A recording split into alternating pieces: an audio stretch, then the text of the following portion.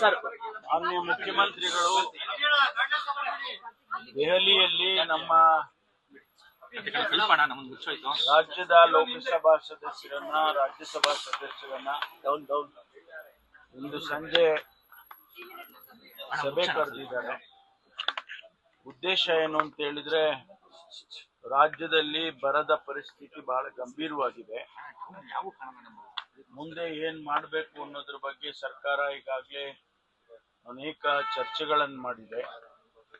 ಈ ಮಧ್ಯೆ ಮುಖ್ಯಮಂತ್ರಿಗಳು ಮತ್ತು ನಾನು ಕೂಡ ಪ್ರಧಾನಮಂತ್ರಿಗಳಿಗೆ, ಕೃಷಿ ಸಚಿವರಿಗೆ, ಗೃಹ ಸಚಿವರಿಗೆ ಪತ್ರವನ್ನು ಬರೆದಿದ್ದೇವೆ. ಯಾವುದು ಕೂಡ ಪ್ರತಿಕ್ರಿಯೆ ಬಂದಿಲ್ಲ ಇನ್ನೂ ಕೂಡ. ಮತ್ತು ಇದರ ಜೊತೆಯಲ್ಲಿ ರಾಜ್ಯದ ಅನೇಕ ಯೋಜನೆಗಳ ಬಗ್ಗೆ ಪ್ರಸ್ತಾವನೆಗಳು ಹೋಗಿದ್ದಾವೆ.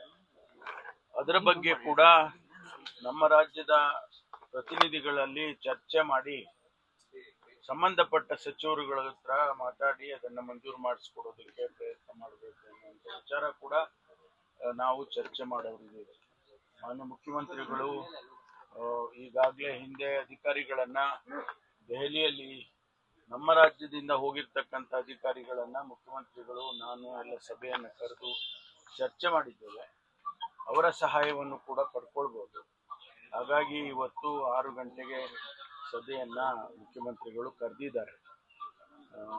ಇದರ ಜೊತೆಯಲ್ಲಿ ಬಹುಶಃ ಸಂಪುಟದ ವಿಸ್ತರಣೆ ಬಗ್ಗೆ ಈಗಾಗಲೇ ಅವರು ಒಂದೆರಡು ರೌಂಡ್ಸ್ ಚರ್ಚೆ ಆಗಿದೆ ಹೈಕಮಾಂಡ್ ಅವ್ರ ಜೊತೆ.